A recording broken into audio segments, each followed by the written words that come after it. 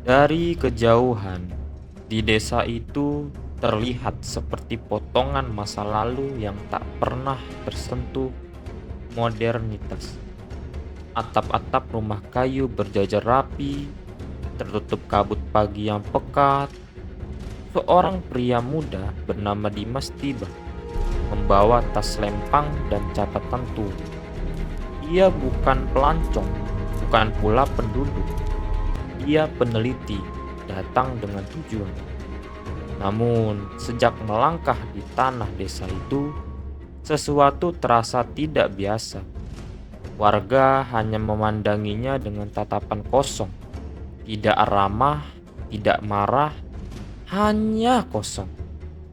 Dan di tengah balai desa berdiri sebuah jam besar, diam, jarumnya berhenti, tepat di angka 12.59. Tak maju, tak mundur, seolah waktu di tempat itu telah berhenti. Di rumah tua peninggalan kepala desa, Dimas menemukan sesuatu yang menarik perhatiannya.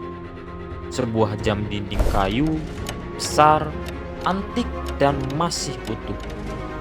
Ia dipenuhi ukiran aneh, semacam simbol yang tidak ia kenal. Bukan aksara Jawa, bukan pula Latin. Namun, yang paling mengganggu adalah angka-angka di permukaannya.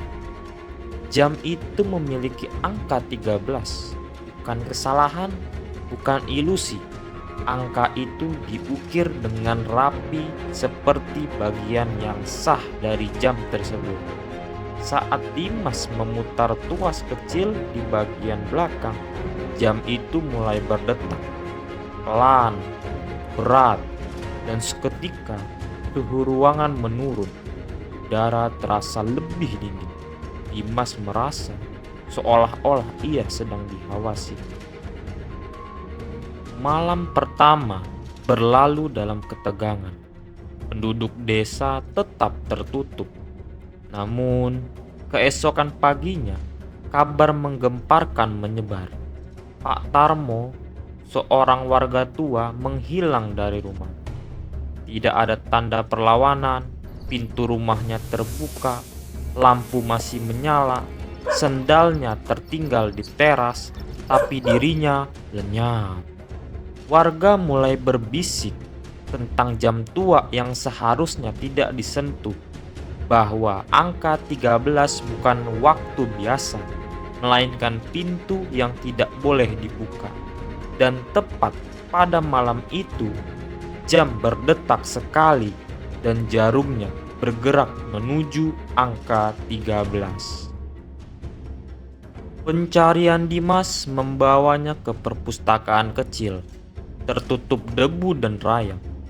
Di sana, ia menemukan manuskrip tua dengan halaman menguning. Tulisannya rumit, campuran aksara Jawa kuno dan simbol yang tak dikenal. Namun, satu bagian berhasil ia terjemahkan. Waktu ke-13 adalah celah antara detik dan takdir. Siapapun yang memaksakan masuk akan dibayar dengan jiwa. Naskah itu menyebutkan tentang penjaga, entitas tanpa wujud yang muncul ketika keseimbangan waktu terganggu. Dan jam itu adalah gerbangnya. Sejak saat itu, Dimas tidak pernah lagi sendirian. Bayangan itu mulai muncul di balik pepohonan, di sudut rumah, dalam pantulan kaca. Makhluk tinggi tak berbentuk, bermata merah menyala. Ia tidak bersuara, tapi keberadaannya membuat udara terasa berat. Warga desa kini lebih takut dari sebelumnya. Mereka menolak berbicara, bahkan menolak keluar rumah saat malam tiba. Dan ketika jarum jam kembali menuju angka 13, bayangan itu semakin dekat. Seolah-olah ia tahu Dimas telah membukanya. Waktu tak lagi stabil. Langit mulai berubah warna tanpa alasan. Suara gemeretak terdengar dari jam itu, meski tidak disentuh. Dimas terlempar ke dalam pusaran waktu yang tak dikenal. Dunia di sekelilingnya retak seperti kaca. Ia berdiri di ruang tanpa batas, penuh dengan jam-jam tua yang melayang, wajah-wajah yang menjerit dalam diam, dan waktu yang menetes seperti air. Sebuah lorong sempit membentang di hadapannya, dan di ujungnya cahaya atau mungkin kehampaan. Di titik terdalam dari lorong waktu, Dimas berdiri di depan jam tua yang sama, tapi lebih besar, lebih hidup. Simbol-simbol bercahaya berputar di sekeliling. Ruang seakan bergetar setiap kali jarum jam mendekati angka 13. Ia sadar jam itu bukan alat, ia adalah penjaga keseimbangan waktu. Tapi kini ia rusak karena ulah manusia. Waktu yang seharusnya terkunci kini terbuka dan mengancam akan menelan semua yang ada. Tak ada jalan kembali. Satu-satunya cara untuk menutup pintu waktu ke-13 adalah dengan menjadi bagian darinya. Dimas menatap jam itu, lalu memutar jarum kembali ke posisi semula. 12.59.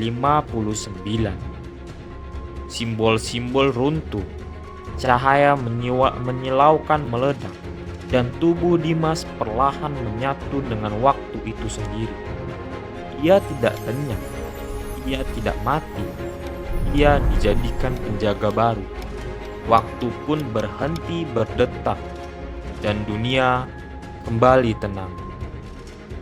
Pagi datang seperti biasa, burung bernyanyi, matahari terbit. Warga tersenyum seolah tak pernah ada yang hilang. Tak ada yang mengingat jam itu, tak ada yang mengingat Dimas. Namun, di sudut rumah tua itu, jam tua berdetak sekali. Kemudian, diam. Waktu telah ditutup, tapi bagi yang berani membukanya lagi, harga yang dibayar tetap sama.